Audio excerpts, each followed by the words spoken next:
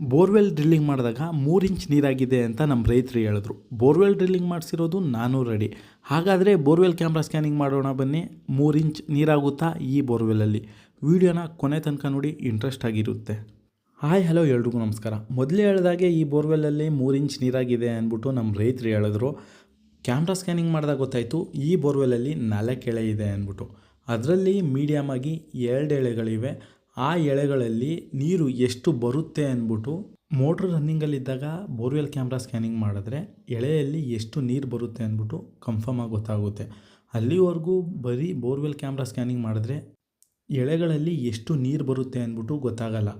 ಏನಪ್ಪ ಅಂದರೆ motor ರನ್ನಿಂಗಲ್ಲಿದ್ದಾಗ borewell camera scanning ಮಾಡಿದ್ರೆ ಕ್ಲಿಯರಾಗಿ ಗೊತ್ತಾಗುತ್ತೆ ಎಳೆಗಳಲ್ಲಿ ಎಷ್ಟು ನೀರು ಬರುತ್ತೆ ಅಂದ್ಬಿಟ್ಟು. ನಮ್ಮ ರೈತರು ಹೇಳಿದ್ರು 10 HP ಮೋಟ್ರ್ ಬಿಟ್ಕೊಂಡ್ರೆ ಆರಾಮಾಗಿ ನೀರು ಓಡುತ್ತಾ ಅಂತ. ಆದರೆ ನಾನು ಹೇಳಿದ್ರೆ 7.5 HP 16 ಸ್ಟೇಜ್ ಬಿಟ್ಕೊಳ್ಳಿ. ಒಂದು ಸ್ಟೇಜು 30 ಅಡಿ ಕೆಲಸ ಮಾಡಿದ್ರೆ 480 ಅಡಿ ಆಗುತ್ತೆ. ಆ ರೀತಿ ಮೋಟ್ರ್ ಪಂಪ್ನ ತಂದು ಬಿಟ್ಕೊಳ್ಳಿ, ನಿಮಗೆ ನೀರು ಮೇಂಟೈನ್ ಆಗುತ್ತೆ ಅಂತ ನಾನು ಹೇಳಿದೆ. ಆನಂತರ ನಮ್ಮ ರೈತರು 7.5 HP 16 ಸ್ಟೇಜ್ ತಗೊಬಂದು ಬಿಟ್ರು. 4 ತಿಂಗಳು ಓಡ್ತು.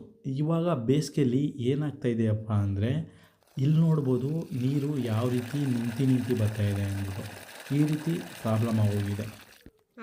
ಅದಕ್ಕೆ ಹೇಳೋದು, ಮೋಟ್ರ್ ರನ್ನಿಂಗಲ್ಲಿದ್ದಾಗ ಬೋರ್ವೆಲ್ ಕ್ಯಾಮ್ರಾ ಸ್ಕ್ಯಾನಿಂಗ್ ಮಾಡಿಸ್ಕೊಂಡ್ರೆ ಎಳೆಗಳಲ್ಲಿ ಎಷ್ಟು ನೀರು ಬರುತ್ತೆ ಅಂದ್ಬಿಟ್ಟು.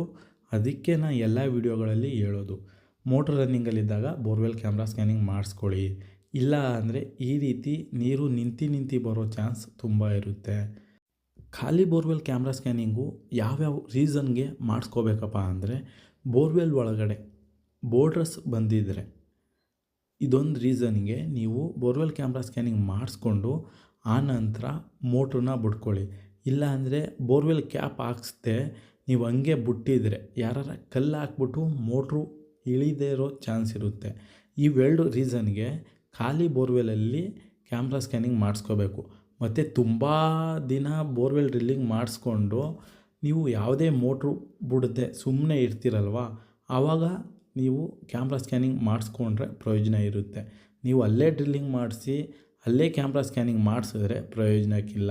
ನೀವು ಮೋಟ್ರ್ ರನ್ನಿಂಗಲ್ಲಿದ್ದಾಗ ಬೋರ್ವೆಲ್ ಕ್ಯಾಮ್ರಾ ಸ್ಕ್ಯಾನಿಂಗ್ ಮಾಡಿಸಿದ್ರೆ ಈಸಿಯಾಗಿ ಗೊತ್ತಾಗುತ್ತೆ. ಈ ವಿಡಿಯೋ ಇಷ್ಟ ಆಯಿತು ಅಂದ್ಕೊಂಡಿದ್ದೀನಿ. ಲೈಕ್ ಮಾಡಿ, ಶೇರ್ ಮಾಡಿ, ಸಬ್ಸ್ಕ್ರೈಬ್ ಮಾಡಿ. ಇದೇ ರೀತಿ ಸಪೋರ್ಟ್ ಮಾಡಿ.